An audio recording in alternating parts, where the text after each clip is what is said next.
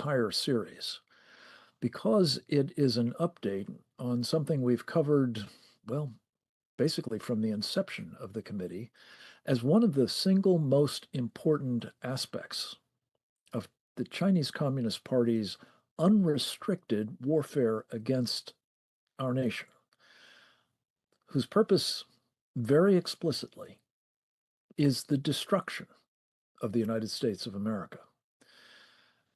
These series of webinars have been substantially about various lines of attack that the Chinese have engaged in the course of that unrestricted warfare, going back decades, probably to the early 1990s. We were formally put on notice that that's what they were doing back in 1999, when two People's Liberation Army colonels published a book entitled, helpfully, Unrestricted Warfare, which, among other things, enumerated, as I recall, something like 20 different lines of attack that they would use, again, for the express purpose of taking us down. Our committee has been very determined to expose this ongoing warfare against America.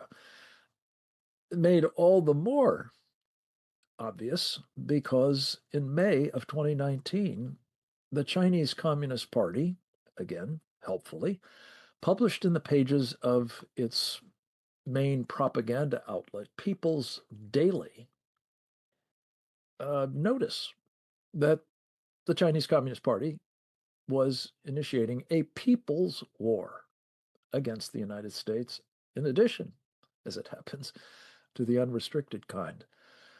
By that, they meant a total war, a total whole of society war against our nation. And that, ladies and gentlemen, like the unrestricted warfare that preceded it, continues to this day. Once again, for the same purpose. What we're going to be talking about in this program, and as I alluded to earlier, have been really along the years that we've been doing these programs and others under the banner of the Committee on the Presentation of China, is the outrage, the travesty, to say nothing of the strategically disastrous fact that we're paying for much of that warfare against us. You know, Lenin famously talked about the capitalists will sell us the rope with which we will hang them. The Chinese have taken it one step further. They know that the capitalists of Wall Street will finance the purchase of the sale of the rope with which they will hang us.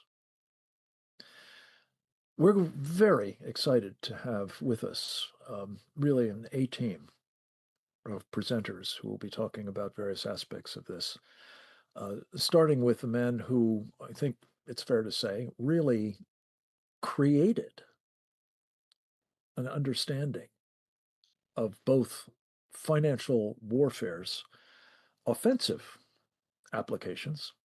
In fact, he helped Ronald Reagan design such a war strategy for taking down the Soviet Union back in the day.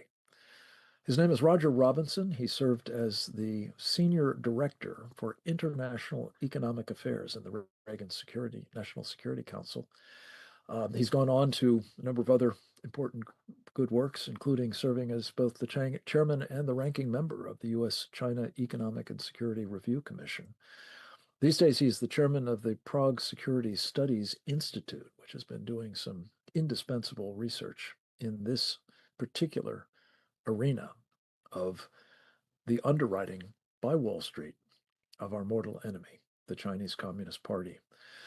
We spoke with him earlier in the day. He's joining us by video from Europe, and we're very appreciative of him helping essentially to set the stage for an update on what has been going on in this financial warfare battle space, the extent to which the Chinese Communist Party has benefited from enormously, and to the detriment, I should say, of American investors who have not been well served by their fund managers, the people they entrust their savings and college funds and other investment portfolios to in the New York capital markets.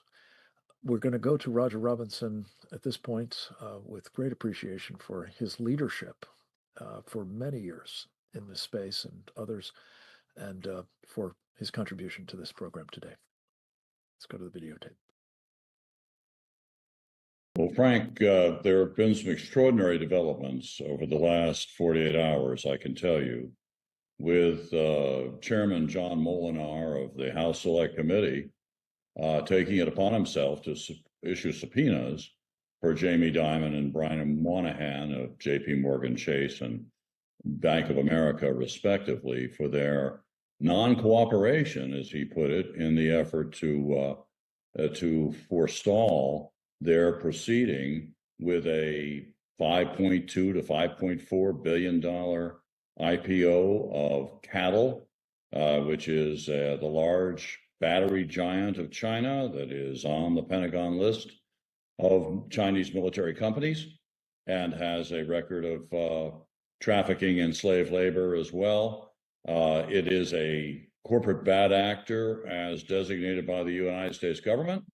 And not surprisingly, the committee wanted to understand why, even out of Hong Kong, you'd have American banks leading the management of this IPO. It was felt to be completely inconsistent with the president's America First investment policy pronouncement that he signed off on in February of this year. So we have the president's taken a position on Chinese military companies, which is no way, no how they should be involved in any way, shape, or form with U.S. investors. And that clearly means U.S. banks as well. So that's the state of play. And I would guess that this has been a surprise for these two major banking institutions. I would imagine that it's going to have a chilling effect on others that were thinking to use this loophole, what I affectionately now call the Hong Kong IPO highway, which is a way to circumvent Chinese companies, particularly the military tied variety, coming to the New York Stock Exchange or to NASDAQ, which would be a very sporty proposition, and an unwelcome mat would likely be out. So, of course, they use Hong Kong, a wholly owned subsidiary of China, and our American banking institutions, our law firms, our consulting firms are lining up eagerly to do this business. And right now, for example, after the cattle deal went forward against the wishes of the Congress on a bipartisan basis, at least the China Committee of the House, 13 Chinese military companies, by our count, have lined up and applied for IPOs in exactly the same venue as the cattle IPO. Now, this is obviously not a coincidence. The water was deemed fine, and the green light was out, and the highway was officially opened. And now it's going to be trafficked by all manner of Chinese PLA-tied companies. Now, is this okay? Clearly not.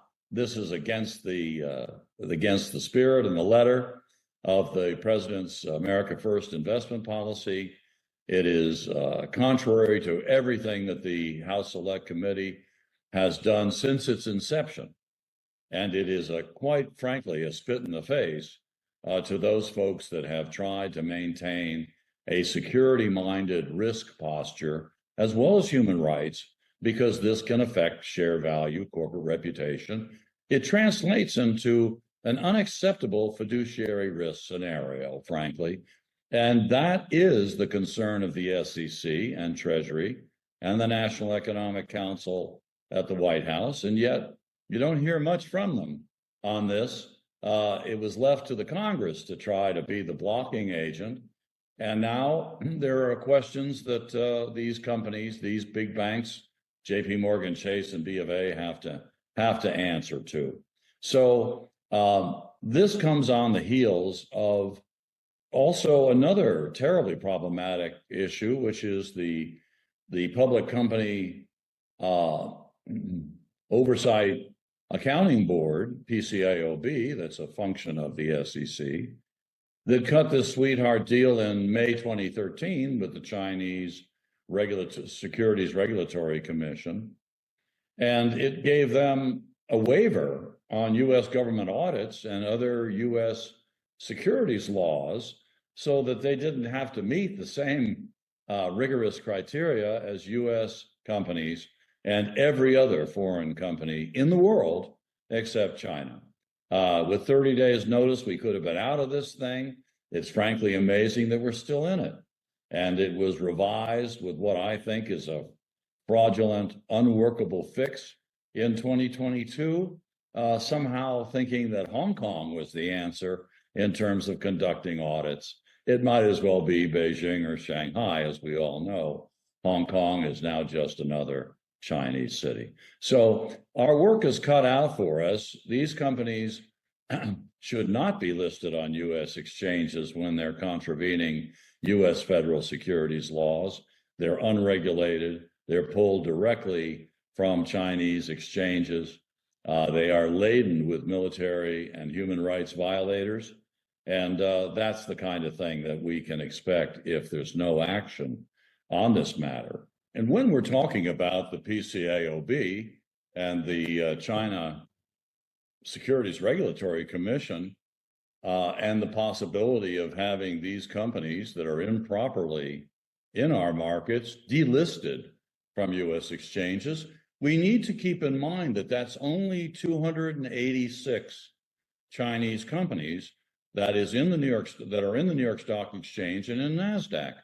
Is that the universe of companies that are listed or traded in the United States? Far from it. There are, last count, some 900 Chinese companies in the over-the-counter market. And catch this, in the A-share market, and I'll explain that in a moment, there are as many as 4,000 Chinese companies traded in our exchanges, particularly through index funds like exchange-traded funds, mutual funds, and the like. Now, what are A-shares? Well, A-shares are Chinese companies listed only on domestic Chinese exchanges. They've never seen the regulatory light of day in the United States. They've been brought into our markets through an unguarded, surreptitious backdoor of allowing U.S. index providers like MSCI, like FTSE Russell and Dow S&P, to simply add these companies by the hundreds in some cases to the list of the companies that are included in their index. Well, the problem with an index is that asset managers like BlackRock, Vanguard, State Street come along and they build exchange-traded funds and investment products directly from those indices. And that's what we, the American people, some 75 million or more of us, are investing in. Unregulated A-shares, many of them tied to the People's Liberation Army and egregious human rights abuses. The moral of the story here is, don't concentrate on just listed Chinese companies. It's those 5,000 Chinese companies that are traded on U.S. exchanges that have to be scrutinized and in many cases removed from our markets for fiduciary, national security, and human rights concerns. And until we get to those much bigger numbers, this is all playing into Wall Street's game of trying to limit almost unrecognizably the number of companies that are under scrutiny and at risk of being delisted. It's traded companies, not listed companies, that you have to pay the most attention to. And I think finally we're in the process of getting our arms around this. So I think that we're facing a moment of truth now where John Moolenaar, who's to be immensely commended for his courage and fortitude and tenacity in pursuing this subject, and seeing it through the way he is, and not taking no for an answer or allowing these folks to slip the noose on their fiduciary obligations to U.S. investors. It's not just about U.S. investor protection, which is an awfully big subject and a big part of it, but it's also our national security and our fundamental values, read our human rights policies. So I think we are closing in on Wall Street and their friends within the administration, some of them U.S. government regulators that are somewhat conflicted on some of this. At least it certainly has been the case in the past.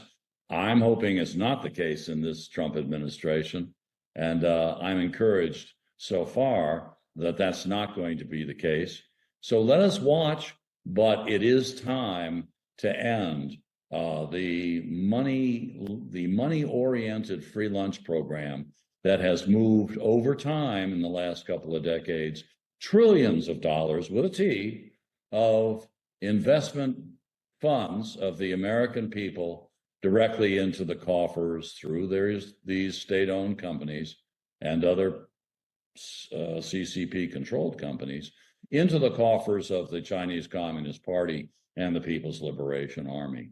This is wholly unacceptable, and I'm encouraged that it's gradually we're getting a handle on this and holding the responsible parties to account. Thank you. Thank you, Roger Robinson, most especially for your leadership in this space.